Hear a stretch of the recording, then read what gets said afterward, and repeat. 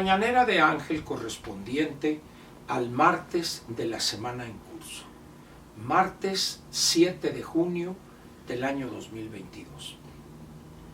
Anteayer, como usted sabe, se llevó a cabo un proceso electoral donde 6 entidades del país eligieron nuevos gobernadores y en 2 casos hubo la nueva conformación de congresos locales, si no estoy equivocado, Durango y Quintana Roo. O Durango fue presidentes municipales, creo. Pero lo que importa, lo que ha motivado la atención política son los 6 nuevos gobernadores. También está usted enterado que 4 entidades fueron ganadas por Morena, sujeto a los reclamos, a las denuncias de violaciones legales 1000 en el caso de Tamaulipas, pero las 2 que ganó la oposición, Durango y Aguascalientes, el margen es tal que no amerita o no prosperaría reclamación alguna. Muy bien, a medida que vaya la semana avanzando y nos acerquemos al domingo, tendremos en este día que mencioné, el domingo 12, pues ya los resultados definitivos. Por eso vale la pena que cambiemos un poco de tema. Y yo quisiera dejarle a usted algunas preguntas. Después de las elecciones y lo que vimos anteayer, ¿qué va a pasar? ¿Qué sigue? Lo primero que debo decirle a usted es que se registraron cosas anteayer, no solo en Tamaulipas, sino también en el caso de Hidalgo, en el caso de Durango, para nomás mencionar a esos 3, Tamaulipas, Durango, Aguascalientes un poco, y en Hidalgo también 4. Se registraron vicios que yo creí desaparecidos de la práctica política desde hace años. Aquello que era normal en los años 60 o 70, ayer regresaron con más fuerza, anteayer.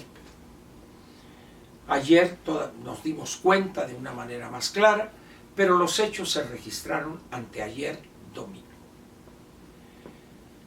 Tal parece que la decisión de Morena y del bulto de regresar a México al pasado y al antepasado incluye no solamente ideas absurdas, ideas acedas en la gobernación, sino también en lo que se refiere a la comisión de delitos electorales. ¿Qué va a pasar en los próximos días o semanas? Esencialmente nada.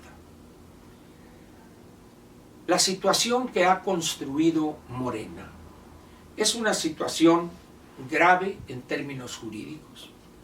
El dominio que ejerce en algunas áreas del Poder Judicial, el dominio que también ejerce o al menos ha asustado a los ministros o a algunos de los 11 ministros de la Suprema Corte, que se puede afirmar que incide de una manera a veces velada, a veces abierta, en las decisiones de algunos de los ministros de la Suprema Corte.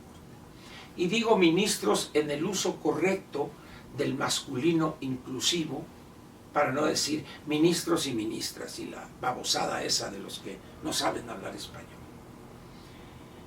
México pues atraviesa una situación delicada, pero lo más delicado es la decisión del presidente de doblar la apuesta en lo que se refiere a buscar el control total de áreas importantes y críticas para su proyecto autoritario del Estado mexicano.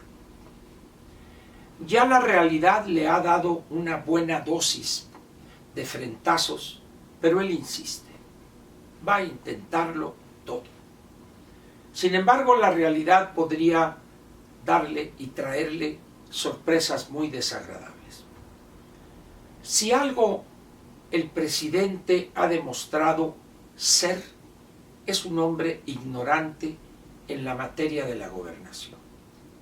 es un hombre incapaz para la gobernación, no sabe gobernar y mucho menos sabe qué es gobernar. No es un hombre ducho en la negociación política y es muy burdo en la imposición política. Tormenta perfecta. No negocia y tampoco sabe imponer sin que se note. Es muy, muy limitado, por no utilizar otro adjetivo que podría ser muy enfónico, pero suena un tanto ofensivo. El presidente, pues, insistirá en su política pensando en las elecciones que vienen. El 2023, el Estado de México y Coahuila. Ya he hablado aquí de la importancia del Estado de México por sus casi 12 millones de electores.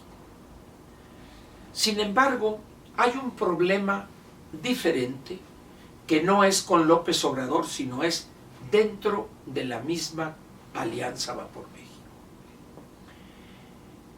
El gobernador del Mazo, apoyándose en un falso e inventado linaje, como si México fuera una monarquía, y considera que debe ser el candidato a la presidencia de la República y sueña con que puede ganar casi sin despeinarse dicha elección. Se equivoca una vez más, como se ha equivocado él frecuentemente, como se equivocó su señor padre también en aquella pifia ya hace algunos años. ¿Dónde va a estar el problema en relación con el licenciado del Mazo? En su mismo partido. En el Estado de México, el gobernador del Mazo tiene dos candidatas, si no estoy equivocado, y las dos no son buenas candidatas. Quizá él piensa que con su carisma, su acá en vato medio carita, tirador de rollo, puede hacerlas ganar y se equivoca. Pero en fin, es su ilusión juvenil.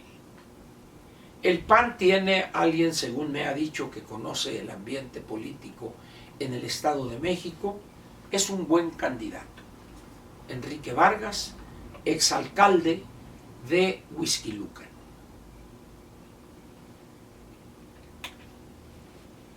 ¿Aceptaría el PRI en la Alianza Va por México tener como candidato de la alianza a un panista?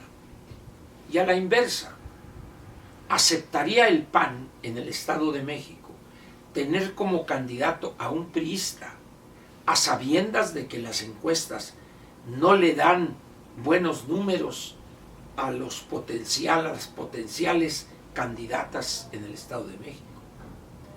Ese creo yo que es el primer problema que tendrá que resolver la dirigencia del PAN y la dirigencia del PRI. En este caso el PRD no juega en esa liga. El Estado de México es Liga Mayor y ahí solamente califican PRI y PAN.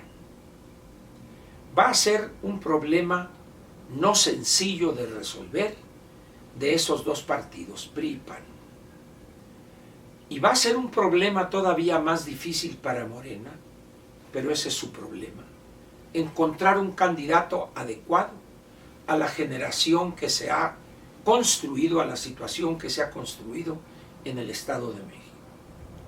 En la elección intermedia hubo un repunte sensible del Partido Acción Nacional en lo que se ha dado en llamar el Corredor Azul. El PAN volvió por sus fueros, de tal manera que sería legítimo pensar que el PAN va a pelear hasta lo último. No sé, no me atrevo a asegurar que estaría dispuesto a romper la alianza e ir con candidato propio, de no ser Enrique Vargas su candidato.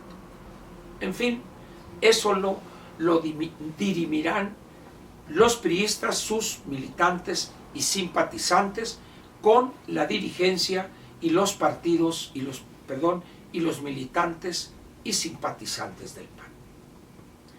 Pero en ese proyecto, en ese trayecto de estira y afloja, podrían estar poniendo en riesgo la victoria en el Estado de México.